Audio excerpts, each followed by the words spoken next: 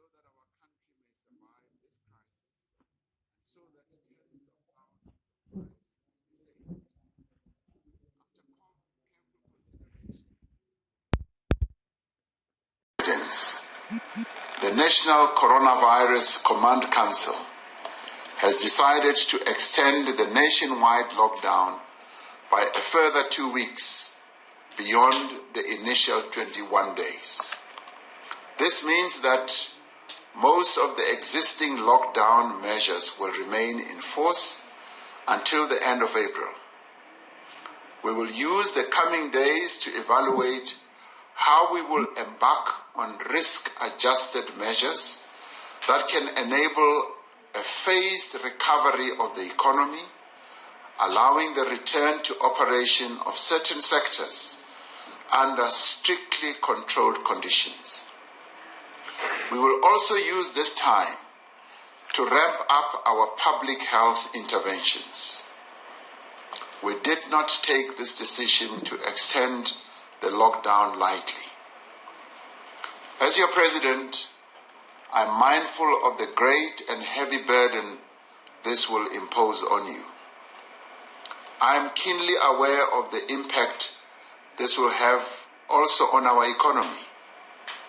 But I know, as you do, that unless we take these difficult measures now, unless we hold this course for a little longer, the coronavirus pandemic will engulf and ultimately consume our country.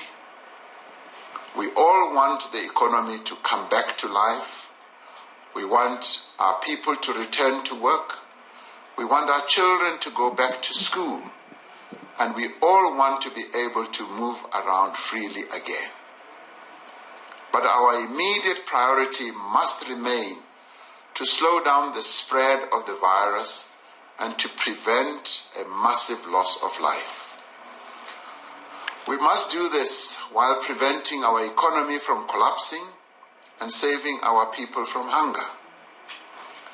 We are determined to pursue a path that both saves lives and protects livelihoods.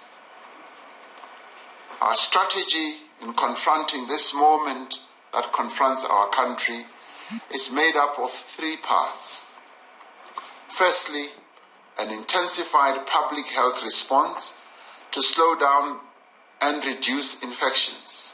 And secondly, a comprehensive package of economic support measures to assist businesses and individuals affected by the pandemic.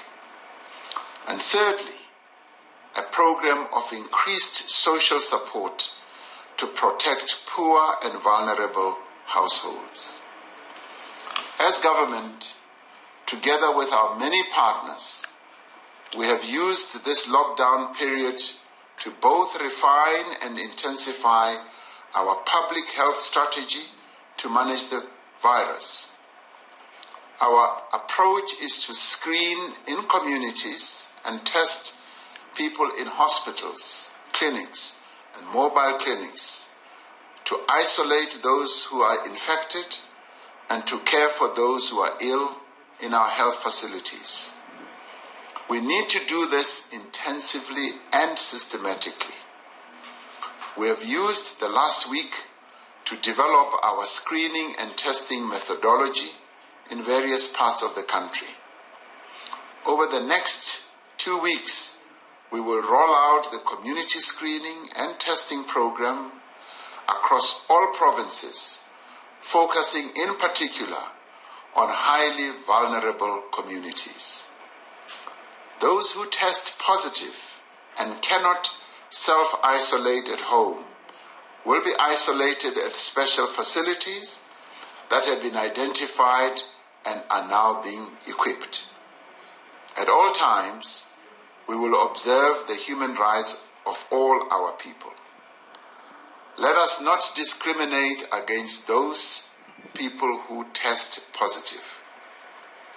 To ensure that our strategies are effectively coordinated and to ensure that they are informed by comprehensive, real-time data, we have established the COVID-19 Information Center at the Council for Scientific and Industrial Research, the CSIR.